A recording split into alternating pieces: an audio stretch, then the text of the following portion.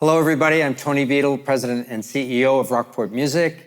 And as part of our 40th anniversary of Rockport Music celebration, I'm here with a chat with Deborah Epstein and Alan Joslin of Epstein Joslin Architects, who are the architects of this magnificent hall that we are sitting in at this very moment. Alan and Deborah, it's great to have you here both. And one of the questions I get asked all the time about this hall, and we're going to talk about a lot of things, sure. But what people say, how did this happen? How did the idea come up? Which, of course, is what's behind us right now. Yes. You wowed everybody with that concept. Of idea come from? Where did it come from for you guys? Sure. I remember coming here to meet some of the members of the committee who are making decisions about architects.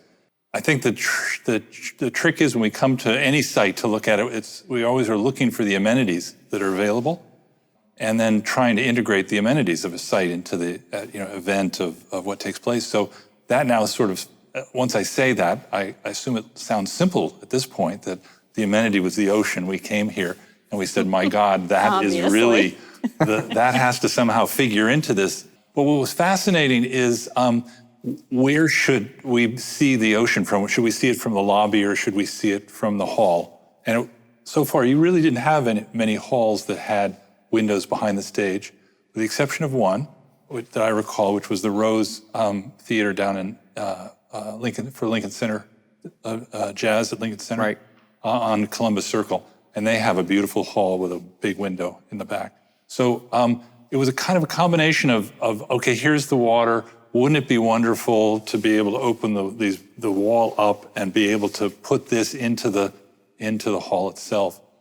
However, we brought that idea into the interview and we shared it. Many people thought it was very exciting. Many people were nervous about it.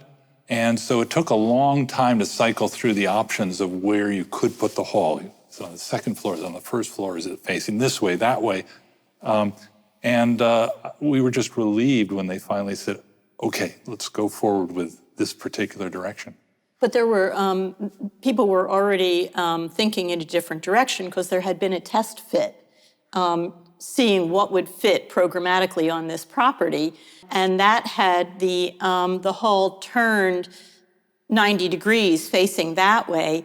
So because it was more similar to the Rockport Art Association. That's what people wanted to reproduce. And the hall was also on the second floor, right? Mm-hmm, mm-hmm. In the test fit. And so shifting the hall to the first floor and turning it 90 degrees, we felt like we were way out on a limb coming into the interview. Wow, that's very interesting. So people were trying to replicate it as opposed to thinking about, obviously, sort of this built-in right. incredible view and part of what is now the persona of this place. Right. But also, we're sitting in a shoebox, yes. right? And a real acoustic space, which probably wouldn't have happened the other way, I'm guessing. Well, not as ideally as it does here. But the RAA was this wide, shallow space, and that made everyone feel very intimate with the stage. When you came here and gave the presentation, and I know you've remarked on this a lot over the years, as opposed to perhaps some of your other client groups and everything, there was something remarkably different about this group of people. I think that this was a client unlike many clients. I mean, people were cautious and a little bit skeptical in the beginning with ideas, but I think that this was a client that throughout the whole process, this is a client that said yes. That they didn't... they weren't second-guessing you. Well, they weren't, everything that came out of our mouth wasn't rejected. People would say, okay, let's think that one through. And somehow people said yes. The answer was frequently yes, which made us feel trusted, which let us have more ideas. Well, the other thing is that this organization was very different in that it was very egalitarian, is how we read it. I mean, we came to know it and how we see it differently from many other organizations. So first of all, it was, at this point, there was almost no administration. It was all board-led. It was a singular group of people. And volunteers. And the other is that they really invited everybody in the community into the room, whether you were donating or whether you would love to, but you just really had a passion for music. And they gave everybody equal opportunity to really share. And they were very, very open in terms of allowing that kind of dialogue. And they, for some who may have found it probably took an awful lot of energy, many decisions were made by consensus, a lot of discussion and a lot of processing. A lot of votes. So, Yeah, it took a long time. But that's just yes, it takes work, but it really says there's just respect for people. And you don't find that in every community. And I think that sense of respect for people is probably what's at the source of this ongoing success of this organization, is that, people come here because they feel like it's a warm place to be. It's not just a place for music, it's a place for a social gathering. Not only have the music that we love, we have the organization that we love, but now we have this great home to hear the music, and it's really amazing that way. And you caught the spirit of it, and I often tell people on the tours, as you told me, that the height of the floor, the design of the seats going right past what's the proscenium into the stage, and the fact that this is street level was all meant to keep that 250-seat feeling, even though there's 80 seats more here at 330. Right. Yeah.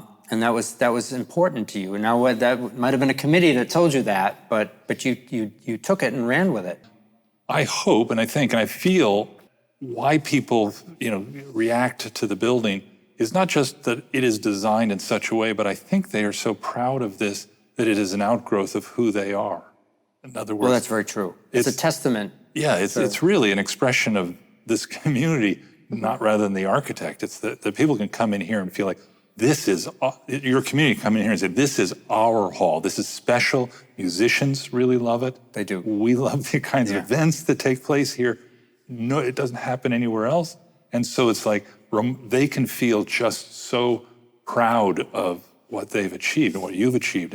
We have had many clients where the highest donors have the most power. And first of all, the board had many people who weren't the highest donors on it.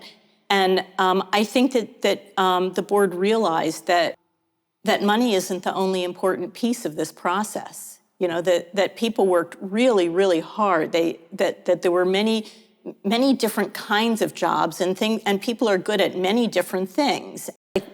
What people could bring to the table was appreciated, whether or not it was dollars.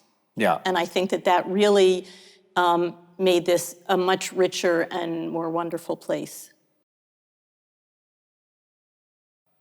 People did, obviously, because of this hall, people looked to us and said, oh, please, we were looking for somebody to give us something special. I don't think people wanted to copy this per se. In other words, I think everybody wants their own signature piece. But we are pleased by the fact that people come to us with the notion that if we're going to hire you, we hope we're going to get something that it becomes a beloved place for our community. Mm-hmm. I think at the same time, we don't want to give anyone this. This is Rockport's. We'll give them, we would love to give people the thing that's theirs, that's rightfully theirs, that goes with their community, that fits in their community, that is an expression of who they are. Mm-hmm. Is it telling that, why you have friends here and why you're loved is because you listen to people, you listen to it, and you brought to life and reality what they were all thinking. And I think that's really, and that's hence, you captured the essence of the positive experience of Rockport Art Association, and then you entwined your vision for it with what their vision was of what it could be. So I think that's probably the recipe. Yeah, and you realize you cannot do good work without a client that really wants to do something. Yeah, and so I can't imagine I can't imagine another project in which the kind of unity of client and architect was as strong as it was here.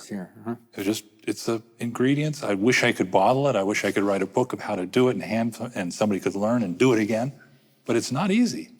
and the relationships that formed here. I mean, I've been on the Rockport Music Council since the beginning, and it dawned on me finally that at the end of this project, when it's not uncommon for architects and contractors and clients to not still be in love, I felt like we were all still in love, and that's how I got on the Rockport Music Council. Because I don't think the love has diminished one iota around here where you guys are concerned.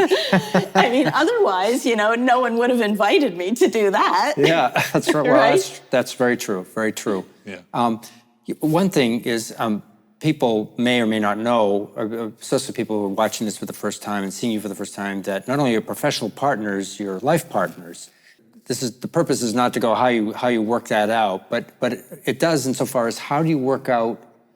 You're both architects. What I say over and over and over again ad nauseum is that Alan sees the world from 30,000 feet and I see the world from 5 feet. And what that translates to is that Alan's work is generally the overarching idea, conceptual, taking the design, initial design ideas, which are frequently his, molding those into a building. At some point, I start saying, okay, and let's try to understand what are the ideas of this building, which he will have started to develop and I will continue to develop. So in this case, Alan pretty much drew a sketch of this whole concert hall before our interview, right? Was that that sketch happened before the interview? And then, I started saying, okay, but what is this? Because I see the world in a very detailed way. Started thinking about that this building sits between Main Street, which is this cute little Victorian town, and the ocean.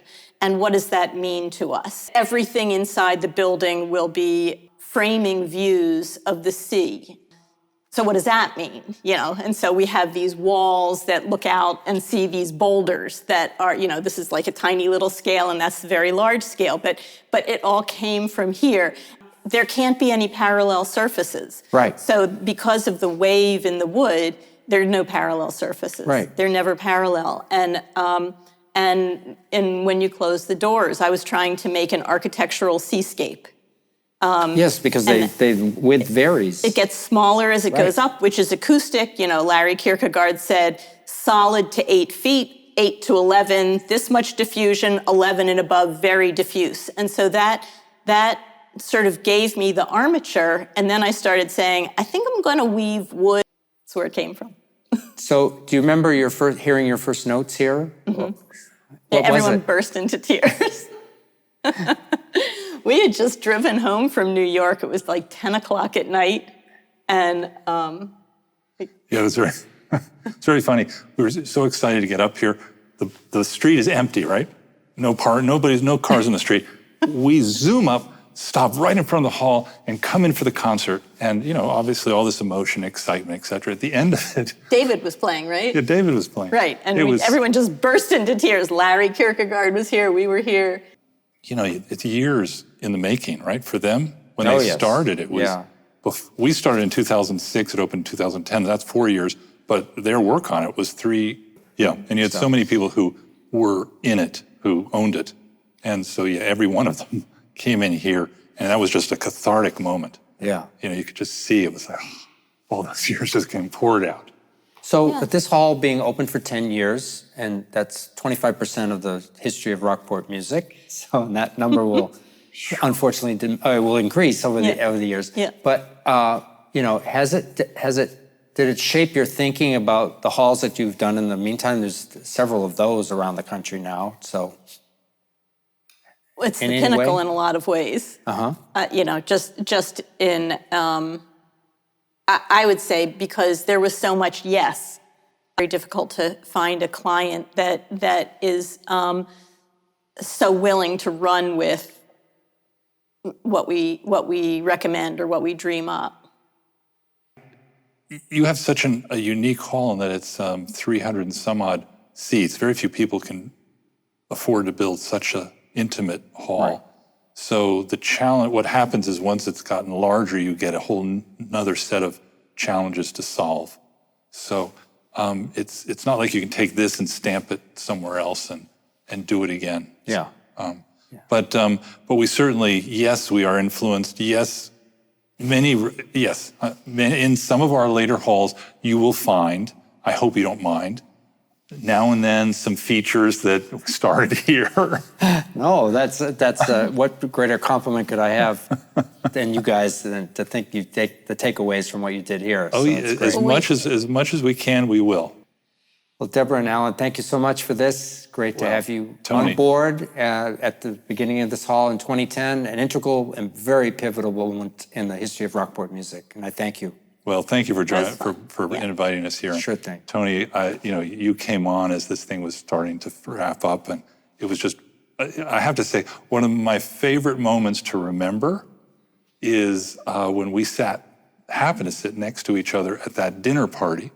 It was kind of the hall had just opened, and it was suddenly I realized, oh my word, we're now about to hand over the keys to this fellow sitting next to us. And we had the opportunity to introduce you to each of the members in an almost a very soft roast, but it was a pleasure to sort of recognize that you were now going to take over. Well, Rockport is the place where great friendships are made after all. So Yeah. the feeling is mutual. It was Thank you. wonderful.